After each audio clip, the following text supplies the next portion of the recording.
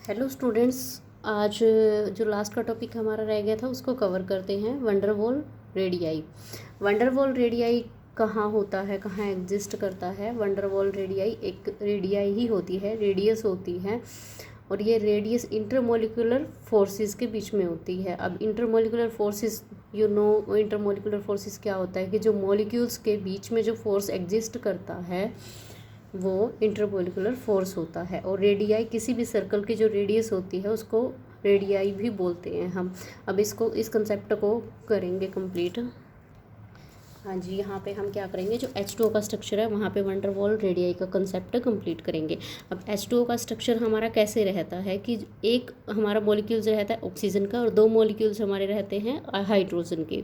अब हाइड्रोजन और ऑक्सीजन, इनकी पहले तो हम देखेंगे कि रेडियाई कितनी है। ठीक है, अब रेडियाई करने के लिए हम क्या करते हैं, पहले इसका स्ट्रक्चर ड्रॉ कर लेते हैं। स्ट्रक्चर ड्रॉ करने के लिए क्या करते हैं, ये ऑक्सीजन मॉलिक्यूल है हमारा, और ये दो किसके हैं, वो हाइड्रोजन के मॉलिक्यूल्स हैं, और ये मिलकर क्या बनाते हैं, H2O का स्ट्रक्चर बनाते हैं। और ये किस बैंड शेप का है, लीनियर शेप का स्ट्रक्चर नहीं है। बैंड शेप के स्ट्रक्चर में हम क्या देखेंगे, यहाँ पे रेडियस है।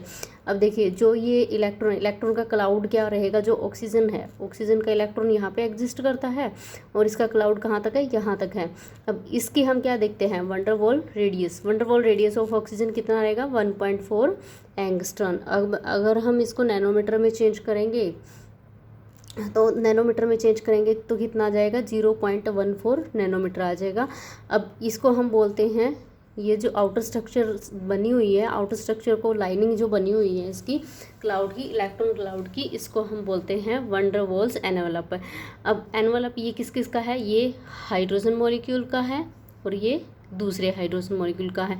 अब इनकी बॉन्ड लेंथ कितनी होगी, बॉन्ड लेंथ, ये क्वेश्चन आया हुआ है CSIR नेट में, और गेट में भी ये क्वेश्चन आया हुआ है कि बॉन्ड लेंथ बताओ H2O के स्ट्रक्चर में बिटवीन द हाइड्रोजन एटम्स।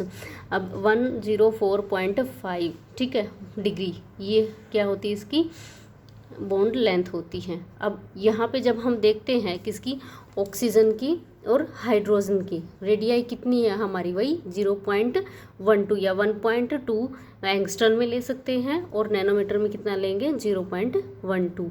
अब यहाँ पे ये देखिए, जैसे इसके अंदर जो बॉन्ड फॉर्मेशन होती है हमारी OH की, एक ऐसी बॉन्ड फॉर्मेशन होती है, कोवलेंट बॉन्ड की फॉर्मेशन होती है। अब बॉन्ड डिफरेंस हमारा रहता है इसके बीच में 0.958 एंगस्ट्रॉन। ये लर्निंग पॉइंट है, बहुत इंपॉर्टेंट पॉइंट है। अब देखिए आगे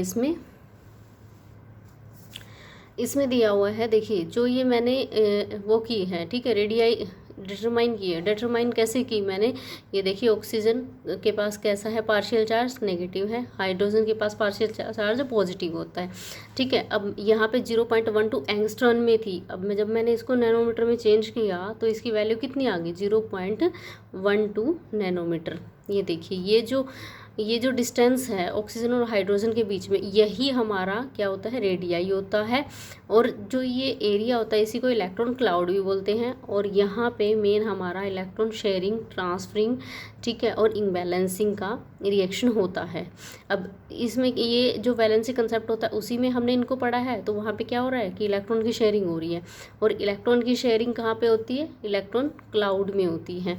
ये देखिए, अब हमने अगर टोटल निकालनी है, टोटल किसकी निकालनी है, ऑक्सीजन और हाइड्रोजन की निकालनी है। ऑक्सीजन हाइड्रोजन की रेडियाई जब निकालेंगे तो इसको हम जब ऐड करेंगे 0.12, ये देखिए 0.12 को और 0.14 को हमने क्या कर दिया है, ऐड कर दिया है, और टोटल डिस्टेंस हमारा आ गया 0.26 नैनोमीटर।